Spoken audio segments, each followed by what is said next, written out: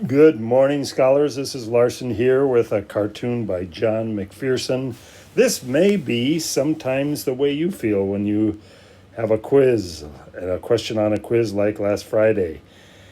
And we're going to be solving real world problems. So here's a cartoon to empathize with sometimes how you feel. Question 27 is, if Romney is twice the age that Lloyd was when he was 3 times older than Shirley, how old will Lloyd be when he is 10 years younger than Romney was when he was 4 times as old as Shirley? Answer A, 28. Answer B, half as old as Shirley. Answer C, 1.2761 times Romney's age. Answer D, Romney's age minus 1/3 Shirley's age, 7.2 months ago. E, none of the above. F, all of the above. G, A, C, and sometimes D. H, A and E. I, all of the below. And of course, you see this youngster, this young scholar, is having a freak out moment. Well, hopefully, what we can do is help you avoid those moments by being able to solve real world problems. I'm going to look at 2 examples with you today on day 2. Remember, our target yesterday, our target today is what we basically want to do is enhance your skills in writing and solving mathematical statements.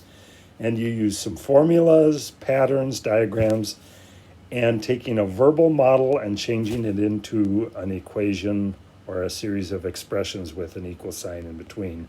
So remember the strategy, read the story carefully, identify what you are being asked and what is unknown, choose a formula, a pattern, or draw a diagram to kind of set the story clear in your mind. Write a verbal model to connect the known to the question. Choose a variable for any unknowns and state them as clear as let X be equaling hours worked. Then you write a mathematical statement and you solve it. So here's our first example. This is one right out of either an ACT or SAT course, maybe the MCA. It is a multiple choice question. A car used 16 gallons of gas and traveled a total distance of 460 miles. The car's fuel efficiency is 30 miles per gallon on the highway and 25 miles per gallon in the city. How many gallons of gas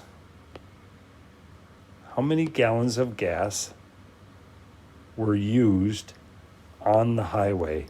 That really is our thing that we're seeking. And it's one of these 4 answers, but it will just take some time, I think, to figure out what we are looking for. So we're looking for gallons of gas used on highway. And the whole car trip used 16 gallons. So if G is the gallons of gas used on the highway, then if we took this number minus the number of gallons that were used on the highway, 16 minus G, that must be the gallons of gas used in city. So right away, when we kind of identify what we're looking for, and then we go and we write a variable, right away we can kind of get some progress.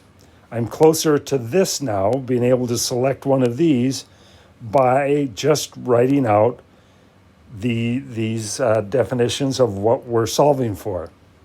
So now the next step is we know that there's a total distance of 460 miles, and you might remember that we used a formula that says distance equals rate times time. And in this case, this is going to be the rate of gas consumption times the volume of gas. And that volume of gas is kind of a confusing way just to say number of gallons. Because if I know that my rate is gallons per mile.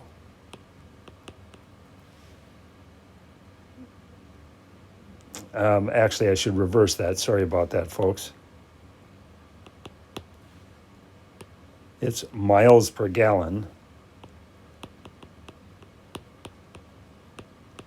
And this is gallons over 1. You notice what's going to happen is those are going to cancel out, and I'm just going to be left with miles. So what we want to do is the distance equals the highway miles plus the city miles. And I get the highway miles by taking the number of miles per gallon that I get on the highway, which was 30, times the number of gallons used on the highway, so 30G. So our distance equals 30G plus, we found out that the miles per gallon in the city is 25.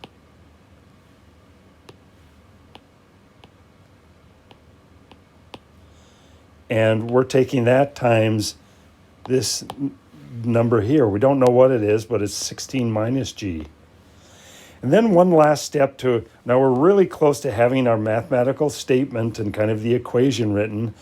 But what we remember is that there were a total of 460 miles. So I'm just going to get rid of this D, and in place of it, I'm going to write 460, because then what we have is an equation that we can begin to solve. So I have 460 equals 30G plus this times that. 25 times 16 is 400, then minus 25G. And what I notice is if I take this and this together, I'm going to get 460 equals 30G minus 25G is 5G plus 400. Of course, you would then say, Larson, what you need to do is subtract 400. And you will end up with, over here, I'm running out of space, folks, 60 equals 5G. And that means that G equals 12. So that is this right here, the number of gallons of gas used on the highway, 12. And then the number of gallons of gas used in the city is 16 minus 12, or 4. Those are my two solutions. And this was just kind of a clean way to look at it. The total distance equals the highway plus the city. I take the rate times the gallons, and get distance in the highway, distance in the city. And then this was working it out. And then the only thing that I didn't do is I just checked it. If I take 30 times 12, that's 360. 25 times 16 is 400. And then 25 times 12 is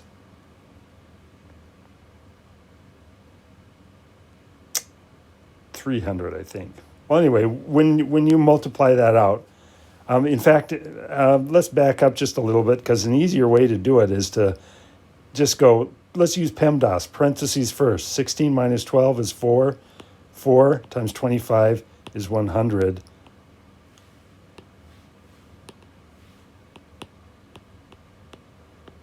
And that does equal 460.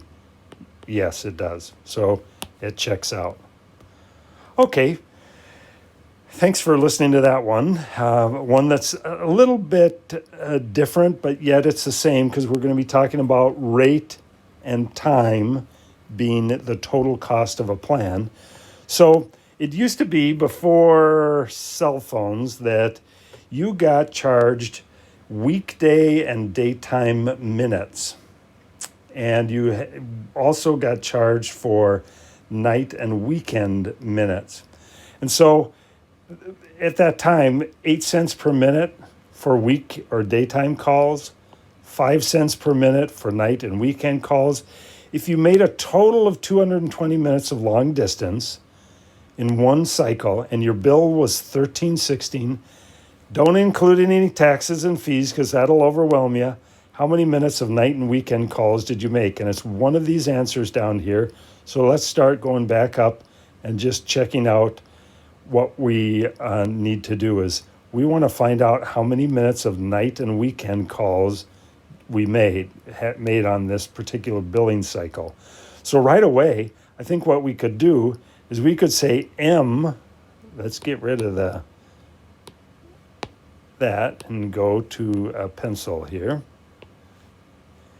What we can say is M equals weekend night minutes. And if that's the case and there's a total of 220 altogether, we could really say, kind of following the example from the previous problem, 220 minus M is the daytime or weekday, daytime minutes. So we have M and 220 minus M. And what I know is that my bill is equal to a rate times a number of minutes, and the rate is given at 8 cents per minute for weekday. So in fact, let's just kind of write it out here. The bill is going to be the cost of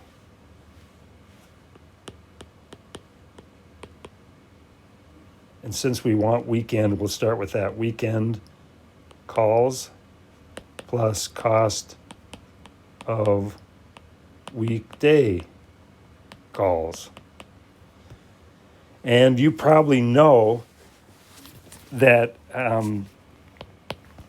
since the weekend calls are 5 cents a minute, let's just put that rate in dollars. So $0.05 times however many minutes there were for that particular weekend night minutes. And we don't know what it is, but we put in a variable. So that's the cost of weekend and night calls. And we want to add to it the cost of daytime or weekday calls. And we know that was 8 cents per minute. And then we just know that it was this expression, 220 minus M. So what we're going to do is say that that's the total bill. But now down here, what we want to do is include the last bit of information in it. And we know that the total bill was $13.16. So to finish off my equation, I'm just going to simplify. So 0.05 M plus 0.08 times 220. I just need to figure it out. 0.08 times 220 is $17.60. And then I'm going to subtract 0.08 M. That is the equation that I'd like you to try to solve on your own. So hit pause and see if you can do it. I'll join you in just a second. Okay, so hopefully what you have figured out is the answer.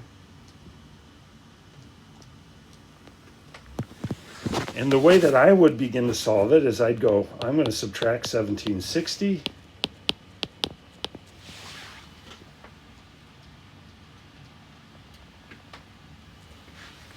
And what I end up with is 444 over here equals, and when I combine this and this, looks like I'm going to have a 0.03 negative M.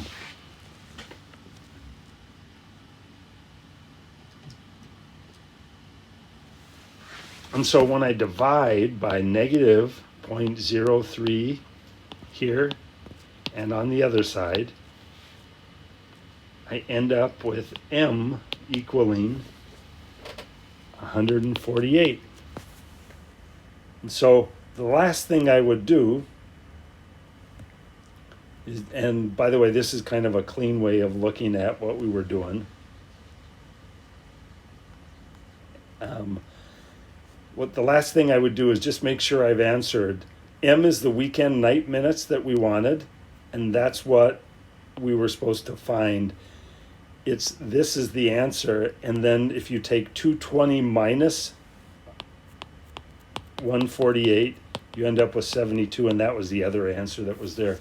So just be aware that in any kind of multiple choice problem, there are a number of things that are added to the answer bank that can be deceiving, and you might have started by saying M equals the weekday minutes, and then that's what you write down, and then you see that, and then you just choose it right away. But you always have to go back and check to see, is that what we wanted? And in fact, if we were to do that real quick, we would find out that that would work out just fine. So thank you for listening this far. Our learning target has been just refining your skills and really solving real world problems.